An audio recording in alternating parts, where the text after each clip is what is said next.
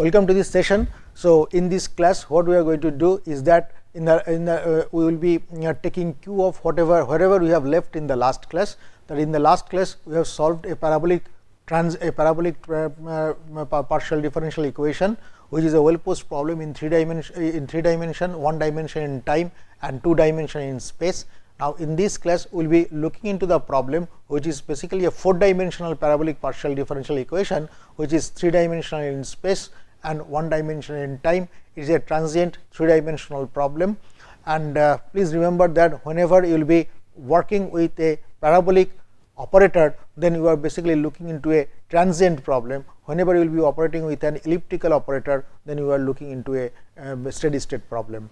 So, that has to be kept into mind. So, we are still solving a transient problem, 4 dimensional, 3 dimensional in space and 1 dimension in time. First, let us formulate the problem. So, we formulate the 3 dimensional parabolic well posed partial differential equation. So, it will be del u del t is equal to del square u del x square plus del square u del y square plus del square u del z square. So, we have 1 dimensional in space, 1 dimension in time and 3 dimensional in space. So, basically it is a 4 dimensional problem. So, this is a 4 dimensional problem.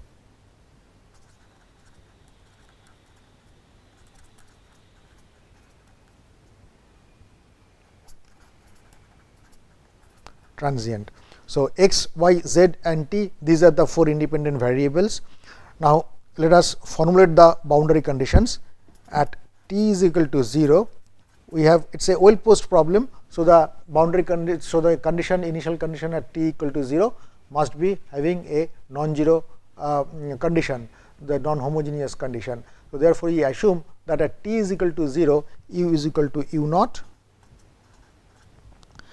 and we assume all the 6. So, there will be 2 boundaries existing on x, 2 boundaries existing on y and 2 boundaries existing on z, and all the 6 boundaries are having the deletion boundary condition. That means, their values are specified at those boundaries which are basically homogeneous in order to have a well posed problem. So, at x is equal to 0 and 1, we have u is equal to 0. At y is equal to 0 and 1, we have u is equal to 0. At z is equal to 0 and 1, we have u is equal to 0. So, all the 6 boundaries, they are having the homogeneous conditions, that is basically a Dirichlet boundary condition prevailing on the 6 boundaries. So, what we will be expecting? We will be expecting an independent eigenvalue problem in x direction, y direction and z direction as well. So, if you really do that and go ahead with a separation of variable type of solution, that means that then you will be considered to be a product of 4 independent variable, will be a function of time alone, it will be a function of x alone, function of y alone, function of z alone. Now, if you substitute this equation into the governing equation, let us say what we get. So, if you really do that, you will be getting x, y, z dt dt is equal to t y z d square x dx square plus t x z d square y dy square plus t x y d square z dz square. Now, if we divide both sides by x, y, z, t, then let us see what we get. 1 over t dt dt plus is equal to 1 over x d square x dx square plus 1 over y d square y dy square plus 1 over z d square z dz square. So, the left hand side is entirely a function of time, the right hand side is totally a function of space. They will be equal and they will be equal to some constant, and this constant has to be a negative constant. If we have a positive constant or 0, then we will be landing up with a trivial solution. So, this has to be is equal to minus lambda square, where lambda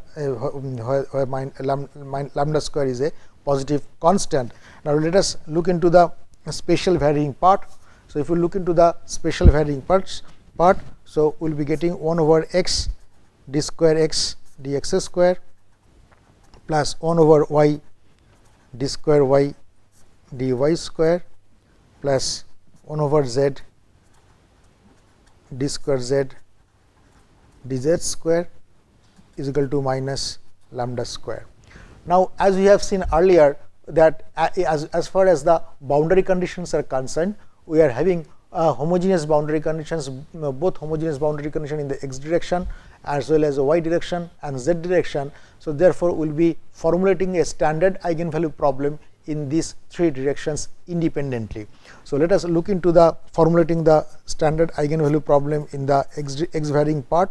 So, 1 over x d square x dx square is equal to minus lambda square minus 1 over y d square y dy square minus 1 over z d square z dz square, and the left hand side is a function of x alone, the right hand side is a function of y and z alone. So, therefore, they will be equal and this equal, they will be equal to some constant, and this constant has to be a negative constant in order to have a standard eigenvalue problem in the x direction. So, let us formulate that d square x dx square plus alpha square x will be equal to 0. This will be the first eigenvalue problem in the x direction, and the boundary conditions of the original problem would have been satisfied by the boundary condition of the x varying part.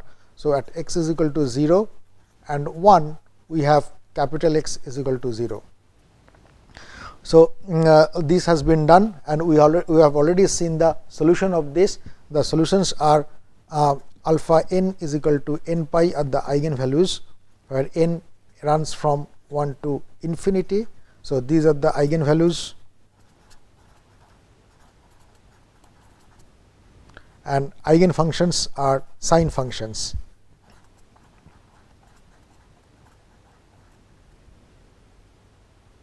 X n is equal to constant, let us say C 1 sine n pi x. Okay. So, let us formulate the y varying part. So, if we look into the governing equation, minus lambda square minus 1 over y d square y dy square minus 1 over z d square z dz square is equal to minus alpha square. So, I take y varying part on the other side and bring minus alpha square there. So, 1 over y d square y dy square should be is equal to minus lambda square plus alpha square minus 1 upon z d square z dz square. So, the left hand side is function of y alone, the right hand side is a function of z alone, and they are equal, and they will be equal to some constant, and again this constant has to be a negative constant, otherwise we will be landing up into a trivial solution. So, therefore, this will be is equal to minus beta square. So, we will be having the standard eigenvalue problem in the y direction, d square y dy square 1 over y plus beta square is equal to 0, and the standard eigenvalue problem in the y direction becomes plus beta square y is equal to 0 at y is equal to 0 and 1, capital Y is equal to 0, because the boundary conditions of the y varying part should be satisfying the boundary condition of the original problem in the y direction. So, in the original problem, the boundary condition in the y direction were Dirichlet, and they were equal to 0 at y is equal to 0 and 1. Similarly, therefore, the y varying part must also satisfy that. So, you know the solution of this, since it is an independent eigenvalue problem, the index will be m. So, beta m is equal to m pi, where m is equal to 1 to up to infinity, and these are the eigenvalues and eigenfunctions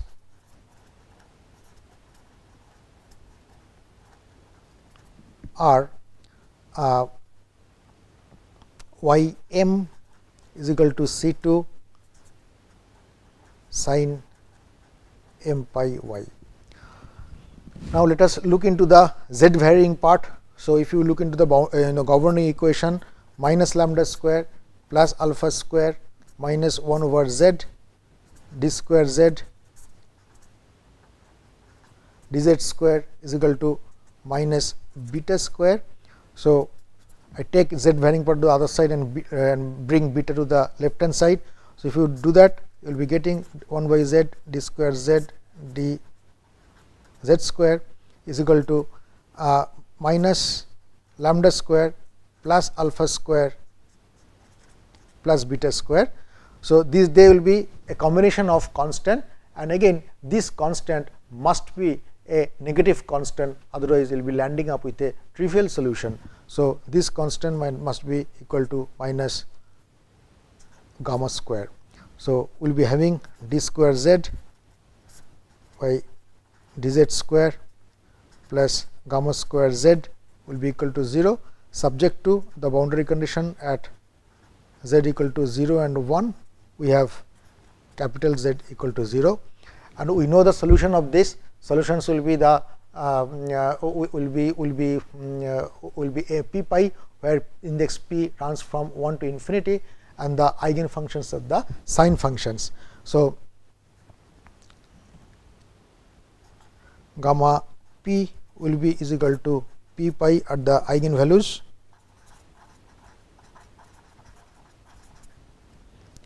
where p runs from 1 to 3 up to infinity, and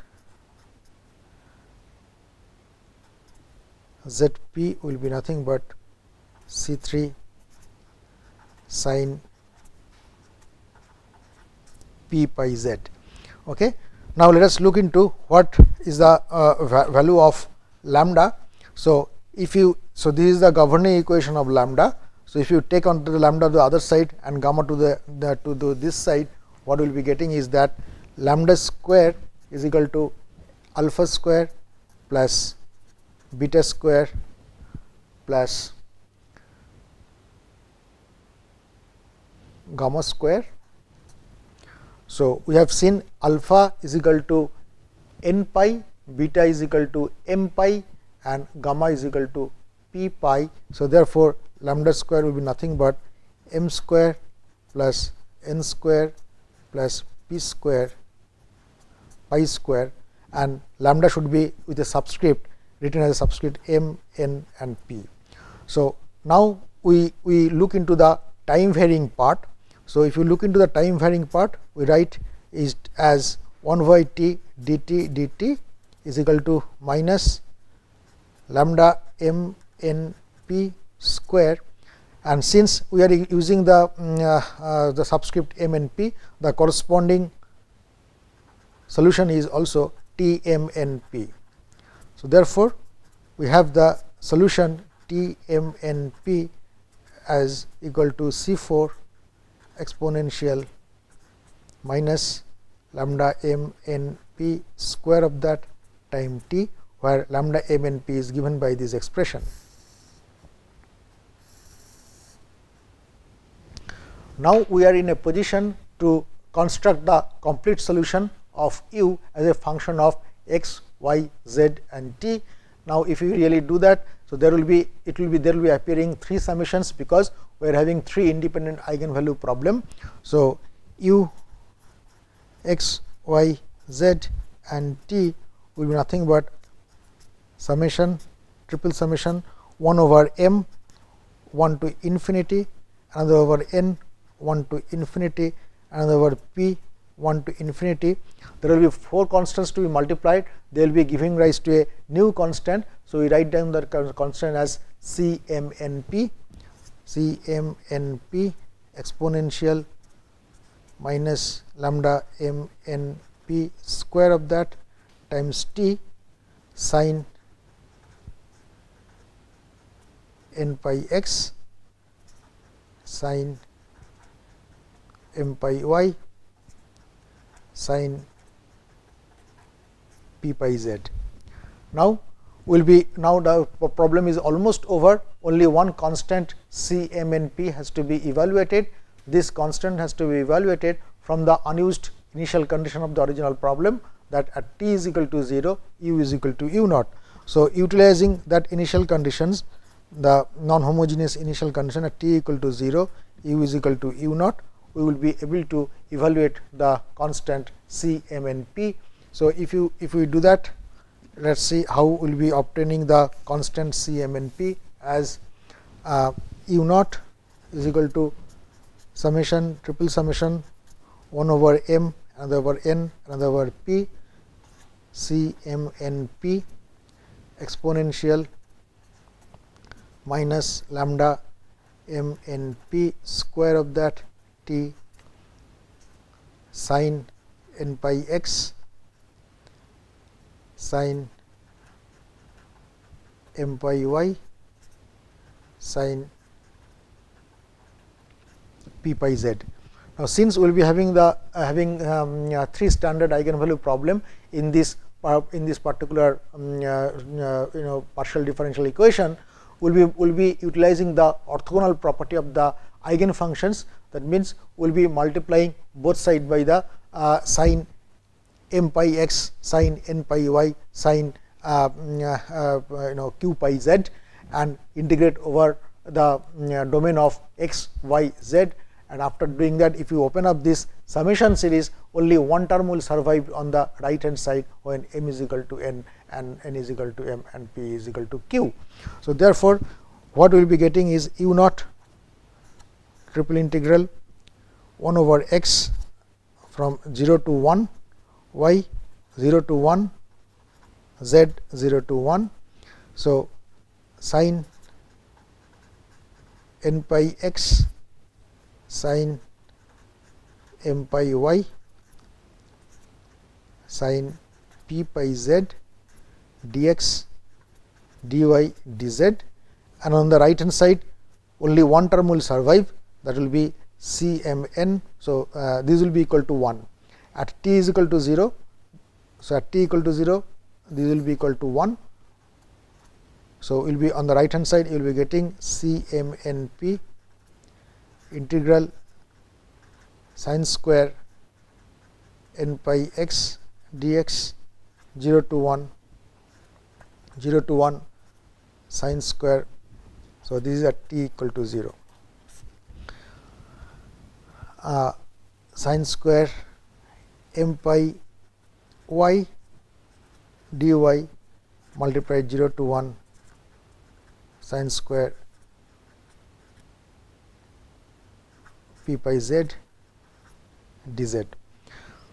So, u naught, the first one integral sin n pi x dx, it will be nothing but 1 minus cosine n pi over n pi. The second one integral sin m pi y dy will be nothing but cosine m pi over m pi. The third one integral sin p pi z dz will be nothing but 1 minus cosine p pi divided by p pi is equal to CMNP, and sin square n pi x dx we have already seen, it is half, this will be half, this will be half. So, we will be getting 1 by 2 into 1 by 2 into 1 by 2. So, CMNP will be nothing but 8 u naught pi cube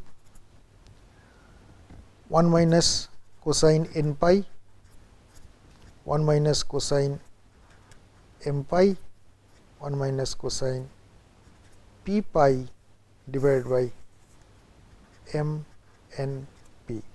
So, that will be the expression of CMNP, and we are coming closer to our complete solution, and the complete solution is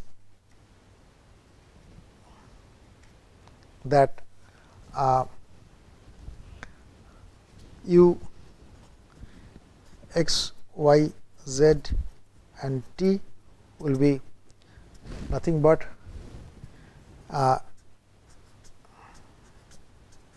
triple integral 1 over m n p exponential minus lambda m n p square t sin n pi x sin m pi y sin p pi z.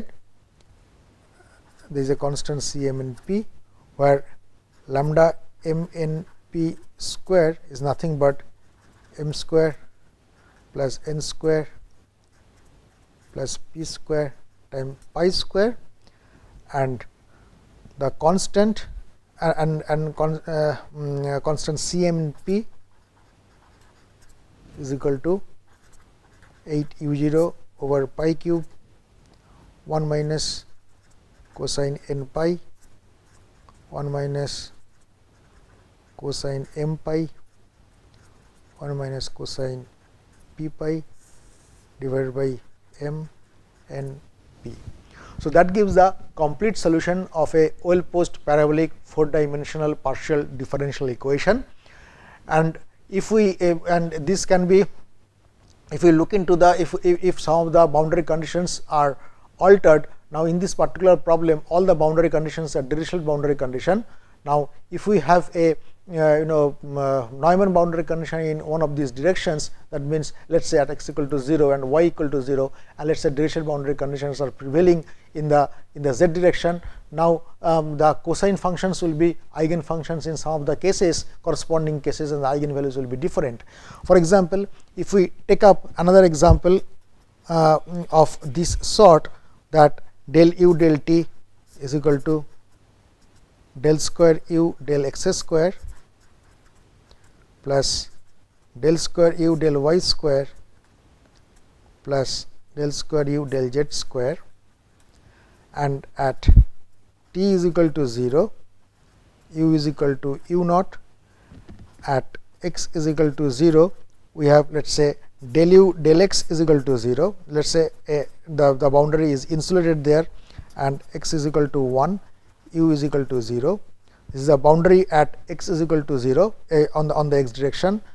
At y direction, at y is equal to 0, u is equal to let us say 0, and y is equal to 1, u is equal to 0, and at z equal to 0, we have let us say del u del z equal to 0, and at z equal to 1, we have u is equal to 0. So, this will be the small z. Okay. So, let us look into the solution of this problem. In this problem, instead of differential boundary condition on all the boundaries, we have a Neumann boundary condition prevailing at x is equal to 0 and z equal to 0. Now, let us see how this problem can be solved. Now, we will be again looking for a separation of variable type of solution, and we consider that u is a function of product of 4 variables, which will be a sole function of time, which will be a sole multiplied by sole function of x, multiplied by sole function of y, and multiplied by sole function of z. If we do that and put this equation in the governing equation, and then separating the variables, the final expression we will be getting is 1 over t dt dt is equal to 1 over x d square x dx square plus 1 over y d square y dy square plus 1 over z d square z dz square. And again, as you have seen earlier, the left hand side is entirely a function of time and right hand side is entirely function of space, and they will be equal to negative constant minus lambda square. Now, let us look into the spatial varying part. The spatial varying part will be 1 over x d square x dx square will be nothing but minus lambda square minus 1 over y d square y dy square minus 1 over z d square z dz square, and left hand side is entirely function of x, right hand side is a function of y and z. They will be equal to some constant. This constant will be minus alpha square. So, we will be having a standard eigenvalue problem in the x direction as d square x dx square plus alpha square x is equal to 0, subject to the boundary condition of the original problem in the x direction at x is equal to 0, dx is equal to 0, because the gradient del u del x was 0 in the original problem at x equal to 0, and at x equal to 1 we had x is equal to 0. So, you know the solution of this problem. The eigenvalues are 2n minus 1 pi by 2, alpha n is equal to 2n minus 1 pi by 2, where n runs from 1 to infinity, and eigenfunctions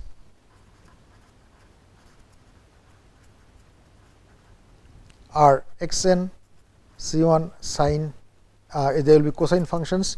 So, cosine alpha n x. Now, that completes the x varying part. Now, let us look into the y varying part. Minus lambda square minus 1 over y d square y dy square minus 1 over z d square z dz square is equal to minus alpha square. So, therefore, minus 1 over, so we take this one to the other side. So, 1 over y d square y dy square is equal to minus lambda square plus alpha square minus 1 over z d square z dz square. So, again the left hand side is a function of y, the right hand side is a function of z only, that will be equal to some negative constant in order to get a non-trivial solution. So, the governing equation of y will be simply d square y dy square plus beta square y will be equal to 0. And in the original problem, we have seen that the Dirichlet boundary conditions are prevailing in the y direction. So, therefore, at y is equal to 0 and 1, we have capital Y is equal to 0. So, I will stop in this class. In the next class, I will be completing this problem and then we will be moving ahead with the solution of elliptical partial differential equations, which are quite common in all engineering applications which are occurring under steady state. Thank you very much.